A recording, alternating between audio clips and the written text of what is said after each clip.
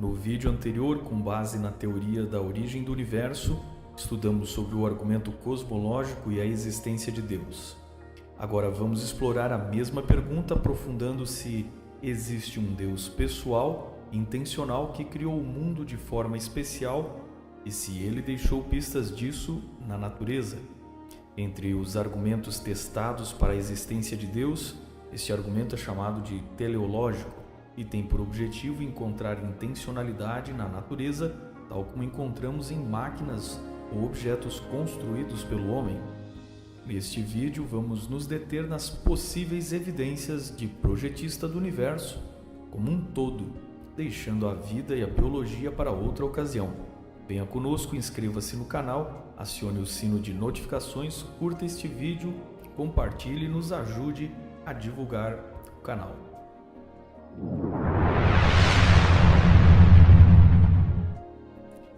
Pensadores gregos como Xenofonte, Sócrates, Platão e Aristóteles acreditavam numa ordem e planejamento superior do mundo.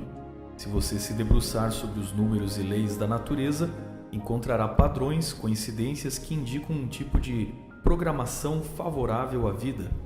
A ideia foi melhor desenvolvida entre os anos de 1974 e 1980. Tudo começou no outono de 73, quando o aniversário de 500 anos de Copérnico, o monge astrônomo que tirou a Terra do centro do mundo, reuniu os mais famosos físicos da época. Brandon Carter, um astrofísico de Cambridge e amigo íntimo do ateu Stephen Hawking, cunhou a expressão princípio antrópico, que tem sido usada como um dos maiores argumentos para a existência de um Deus criador pessoal e planejou o universo. Vamos mostrar agora, pelo menos 7 exemplos destas coincidências que indicam que o universo foi especialmente desenhado e a seguir as tentativas de refutar o princípio antrópico e suas evidências. Evidência número 1. Matéria a mais do que a antimatéria. Como é possível que o universo exista? Como ele pode ter se desenvolvido sem que nos instantes iniciais a matéria não tenha entrado em contato com a antimatéria e com isso terminado em uma grande explosão de energia? Misteriosamente, temos um ligeiro excesso de matéria em relação à antimatéria, o que foi importante para partículas e antipartículas não se aniquilarem na juventude do nosso universo.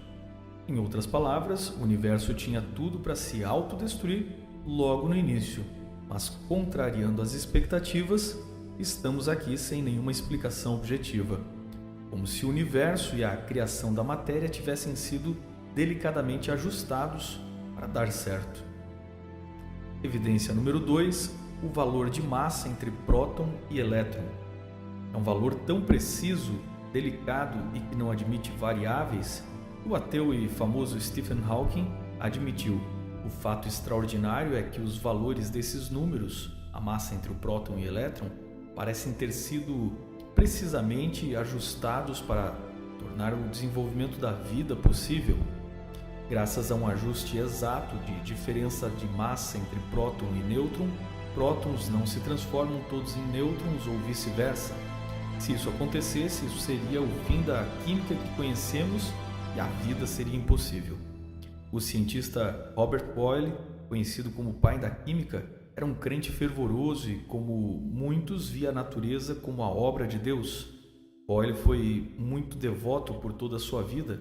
Contemporâneo de Newton, sua fé nunca o impediu de dar inúmeras contribuições para a química e medicina.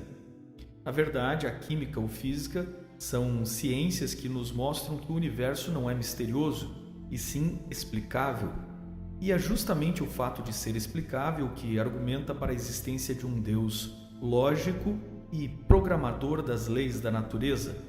Não são as coisas inexplicáveis do universo que nos provam que Deus existe, mas o fato do universo ser lógico e explicável que nos prova que há um Deus pessoal e designer do universo. Evidência número 3, a força da gravidade e o eletromagnetismo. Há um fino equilíbrio entre a gravidade que esmaga os átomos no interior da estrela e do eletromagnetismo que permite a emissão de energia. Em outras palavras, a gravidade da estrela tem que ter poder suficiente para puxar e esmagar os átomos, mas delicadeza o bastante para permitir que a luz escape. Se estes valores fossem apenas levemente diferentes do que são, estrelas não existiriam, e sem elas não haveria vida em planetas como o nosso. Edward Kolb, físico do Laboratório Acelerador Nacional Fermi, ficou tão surpreso com esse misterioso detalhamento que declarou: "A ciência talvez nunca seja capaz de nos dizer por que isso deveria ser assim." Evidência número 4. Ajuste preciso nos valores das 4 forças físicas fundamentais: a gravidade, o eletromagnetismo, a força nuclear forte e a força nuclear fraca. Stephen Hawking dizia que há relativamente poucas variações para os números que permitiriam qualquer vida inteligente. Por exemplo, as forças elétricas, se fossem um pouco mais fortes, não permitiriam nenhum elemento mais pesado que o hidrogênio se formar. Ou se a força nuclear forte fosse de valores menores, núcleos com vários prótons não se manteriam coesos. Com a carga de elétrons levemente diferente, estrelas nem acenderiam por não serem capazes de queimar hidrogênio. O ajuste fino dessas 4 forças fundamentais demonstra que o universo foi programado para dar certo.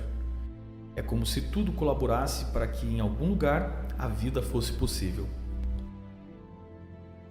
Evidência número 5. A abundância de elementos orgânicos necessários para a vida, como carbono, nitrogênio e oxigênio. Freeman Dyson, físico em Princeton, chegou a declarar: "É como se o universo tivesse sido conscientemente planejado."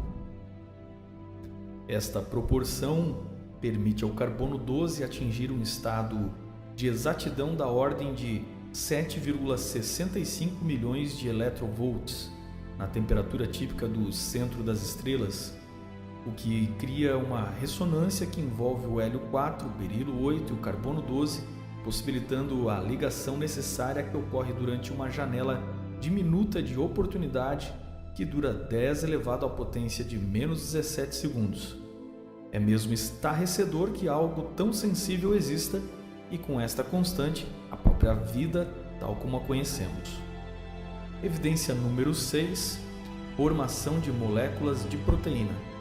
Como sabemos, os átomos se organizam em moléculas e proteínas, que são os blocos de construção natural da vida. O físico ateu Fred Hoyle e seus colegas calcularam que as chances disso acontecer em algum lugar aleatoriamente são de 10 elevado a 40 mil, ou, como Hoyle admitiu, uma probabilidade demasiadamente pequena que não poderia ser admitida mesmo que todo o universo consistisse de sopa orgânica. Ateus como Richard Dawkins e outros estão prontos a aceitar esta incrivelmente pequena probabilidade, enquanto determinam Deus como uma chance muito pequena de existir. Em seu critério, eles podem opinar com certeza sobre aquilo que o homem conhece e sobre ser praticamente improvável, mas se sentem absolutamente livres para descartar como improvável aquilo que eles não conhecem. O próprio Fred Hoyle teve que admitir: é muito mais fácil um furacão passar por cima de um ferro velho e montar um Boeing 707 do que o universo ter sido montado por mero acaso. Evidência número 7. Os astros se organizam em vez de se desorganizarem. Não temos uma teoria moderna para explicar por que, contrariamente à segunda lei da termodinâmica, o nosso universo de algum modo atingiu um estado de tamanha ordem. Temos um baixo nível de desorganização e vemos estrelas e galáxias se organizando. Isso levou o grande cientista Isaac Newton a questionar-se: de onde surge toda esta ordem e beleza que vemos no mundo? Newton, que gastou a sua vida estudando a física, também era um crente piedoso e estudioso das profecias de Daniel e Apocalipse. Sua fé nunca foi empecilho para admirar a ciência. Veremos agora as objeções ao argumento teleológico. A primeira maneira do ateísmo de responder ao argumento do design do universo é simplesmente fazer de conta que o argumento não existe, ou que não é tão sério. No entanto, pessoas inteligentes não podem tratar tamanha precisão como coincidências fortuitas. Veja, por exemplo, a questão do nosso planeta. Quando falamos da vida na Terra, ignoramos o quanto isso é complexo e difícil, sendo que, bem ao lado, temos Marte, zona tecnicamente habitável, mas um exemplo de aridez inóspita. É como se, além do universo nos favorecer, a Terra tivesse recebido especial atenção. A própria água, abundante em estado líquido em nosso planeta, está revestida de princípios antrópicos, como se tivesse sido feita pensando na vida. A água é a única molécula que é mais leve no estado sólido, gelo, do que no líquido. O gelo flutua. Se isso não acontecesse, os oceanos, lagos e rios congelariam de baixo para cima no inverno e a Terra agora estaria coberta de gelo sólido. Por sua vez, esta propriedade pode ser atribuída às propriedades exclusivas do átomo de hidrogênio. Um exemplo da negação é o já falecido astrônomo Carl Sagan, da primeira série Cosmos.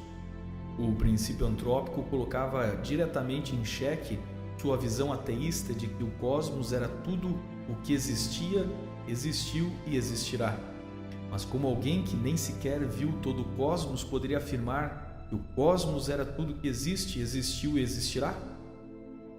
Carl Sagan ironizava o princípio antrópico dizendo que as mesmas condições finamente ajustáveis que permitem o homem existir no universo são as que permitem as pedras existirem e que, se as pedras pudessem filosofar, discorreriam de um princípio lítico, argumentando que Deus criou o cosmos para as pedras.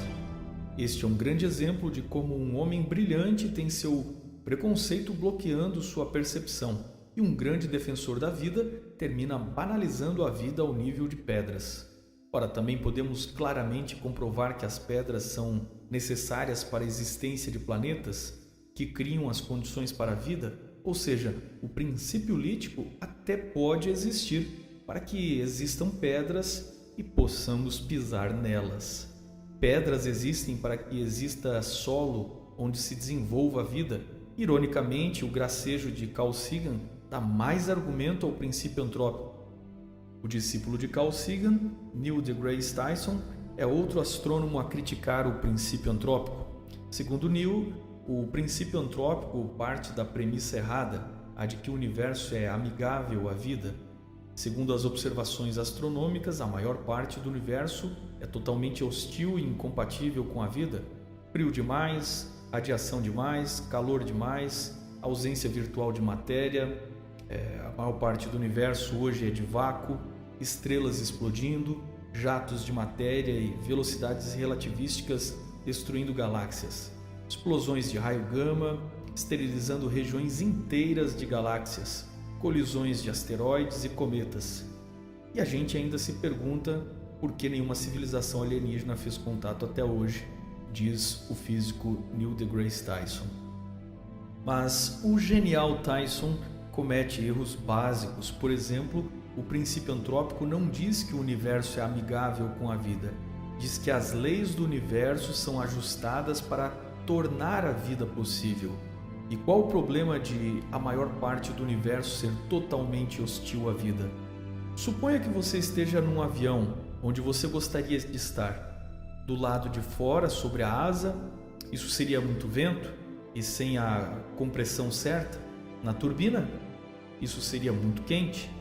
E que tal no compartimento de carga? Provavelmente muito apertado e abafado. Quando você viaja de carro, não se senta no motor do carro e espera que seja confortável. Pelo contrário, reconhece que há um lugar especial para você no veículo, desenhado pelo engenheiro. E é isso que Tyson não entendeu sobre o universo. O universo é uma grande máquina com forjas onde a química é forjada, com motores que movimentam a gravidade e com lugares especiais como o nosso planeta. Tyson argumenta que há meteoros e supernovas destruindo a vida pelo cosmos, mas, na verdade, isso nunca foi observado da Terra. Nunca vimos a vida ser destruída fora da Terra. E o que dizer dos desastres em nosso planeta por vezes hostil? Tyson argumenta que isso são provas de que não existe um Deus de amor. No entanto, isso aparentemente coloca em dúvida o caráter amoroso de Deus e não necessariamente a sua existência. Se alguém teve um pai que o abandonou, necessariamente isso não prova a inexistência de seu pai. Da mesma forma que questionar o caráter de Deus não prova a sua inexistência. Então Deus não é amor? Supondo que tal Deus tenha escolhido criar seres conscientes e livres, e estes podem ter tido o desejo de independer deste Deus, e em seus caminhos podem ter colocado a própria natureza ao redor de si e gerado com isto o caos. Esta é basicamente a explicação cristã para o problema do mal, ao reconhecer um grande conflito neste planeta. Para cristãos, a maior prova de um Deus de amor é o dom da liberdade que permite aos seres dependentes de Deus até mesmo negá-lo ou ofendê-lo. Tyson é o tipo de ateu que critica o amor de Deus, fazendo questão de ignorar a doutrina cristã do grande conflito e as promessas de restauração. É fácil criticar quando você não quer ouvir a resposta. Tyson vê os limites do universo e o critica como alguém que diz: a gasolina do meu carro acabou, logo engenheiros não existem. Se algo tem limitações, não quer dizer que não foi planejado. Se um carro colide com um muro, não quer dizer que não existam engenheiros. Se um prego fura o pneu de um carro, não quer dizer que não existam engenheiros. A segunda maneira do ateísmo responder ao argumento do design do universo é recorrer a uma teoria sem qualquer tipo de prova ou indício que mais se assemelha à ficção científica. Estamos falando da teoria do multiverso, onde existiriam milhões de universos e as condições precisas de nossas leis naturais seriam um capricho da estatística, na qual o mecanismo do multiverso, em milhões de opções, produziu o nosso universo entropicamente possível. Porém, temos planetas que não suportam a vida e em nenhum sentido eles anulam o argumento antrópico. Assim como se realmente existirem outros universos hostis, eles não anulam o desejo de Deus moldar este universo para criaturas como nós. Ao contrário, esse argumento torna nosso universo especial, pois mostraria que aleatoriamente o caos reina, mas quando Deus interfere, a ordem é otimizada.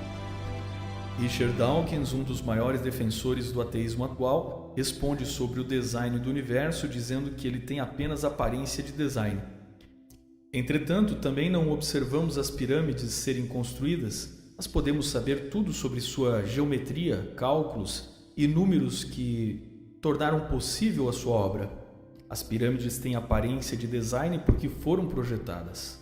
Nem sequer sabemos exatamente como rolaram as pedras mais pesadas ao topo, mas pela matemática sabemos que elas não são obras do acaso. Ninguém irá questionar o relato dos escribas egípcios dizendo que sua construção foi um mito, pois elas estão lá. O universo está por aí e é uma obra cheia de matemática complexa. E tal como as pirâmides, sabemos o bastante para termos certeza de sua intencionalidade. Dawkins argumenta que existe uma explicação para o design na biologia, mas o mesmo ainda não se encontrou na física. Eis aqui um famoso biólogo que ainda não entendeu o que diz o argumento teleológico. Este argumento do design não está procurando algo inexplicável na natureza para dizer que Deus o fez milagrosamente. Pelo contrário, não é o Deus que invocamos para explicar as lacunas inexplicáveis da ciência que nos convence de que existe um Deus, mas sim o fato de o universo ser explicável, lógico e não caótico, que demonstra que há um ser intencional, lógico e que projetou o mundo. Caso encontrássemos uma lei unificadora da física que explicasse as condições de nosso universo, isso de modo algum anularia a existência do projetista. Se você descobre a escala das medidas da planta de um engenheiro, isso não quer dizer que engenheiros não existem. Pelo contrário, isso nos mostra o padrão por eles usado. Se você descobre as fórmulas do cálculo de um prédio, não quer dizer que as fórmulas construíram o prédio, apenas que elas foram usadas por um engenheiro consciente e que intencionou projetar o prédio com este princípio lógico. Assim, o universo tem constantes plenamente explicáveis sem supostos milagres, mas é justamente isso que define o argumento do design inteligente. O argumento teleológico, que diz respeito ao design do universo, aniquila a ideia de Deus das lacunas, porque torna o universo lógico e entendível em vez de misterioso, o que torna seu projetista pessoal e não apenas uma força cega ou as leis da natureza. O Deus do argumento teleológico ou do princípio antrópico não pode ser um Deus energia, impessoal. Pelo contrário, é um ser com propósitos e vontade. É um Deus que conhecemos seu poder por suas obras, mas ainda desconhecemos suas intenções morais. Outros estudos nos dirão quais os valores morais deste Deus. Temos ainda que lidar com a teoria de que, enfim dos multiversos, poderiam produzir pelo menos um como o nosso. Porém, como Dawkins e ateus que exigem provas palpáveis, dados observáveis e teorias reproduzíveis, se amparam em algo imaginado sem qualquer tipo de observação? Ainda que exista, qual é o mecanismo para este multiverso produtor de universos? Dawkins e nenhum outro cientista explica isso. Como surgiu o multiverso? No vídeo anterior vimos que a possibilidade do multiverso também não anula a possibilidade de Deus e talvez só o torne ainda mais poderoso. No micro ou macrocosmos, todas as coisas estão conectadas e ajustadas. Mais do que isso, se fossem aleatórias, elas seriam caóticas. No entanto, o próprio Einstein, que nem de perto acreditava num Deus pessoal, declarou: a coisa mais incompreensível do universo é que ele é compreensível. Um dos físicos mais importantes da atualidade, ganhador do Prêmio Nobel da Física, Arno Penzias, definiu que a astronomia nos leva a um evento único, um universo que foi criado a partir do nada, um universo que tem exatamente o delicado equilíbrio necessário para oferecer condições precisas e necessárias à vida, a fim de permitir vida, um universo que tem um plano subjacente, poderíamos dizer sobrenatural. Dr. Penzias, um dos mais importantes cosmólogos, chegou à mesma conclusão que Paulo, o autor da Carta de Romanos, chegou quando declarou: pois o que de Deus se pode conhecer é manifesto entre eles, porque Deus lhes manifestou. Pois desde a criação do mundo os atributos invisíveis de Deus, seu eterno poder, sua natureza divina, têm sido vistos claramente, sendo compreendidos por meio das coisas criadas, de forma que tais homens são indesculpáveis. Romanos 1, 19 a 20. Deixe aqui o seu comentário, lembrando de tratar as ideias dos outros da mesma maneira como você gostaria que tratassem as suas ideias. Confira a bibliografia, de onde tiramos estes e outros dados, veja os links e fique com a nossa dica de leitura, A Ciência Descobre Deus, Casa Publicadora Brasileira. Até o próximo vídeo, aqui no canal Observatório 7.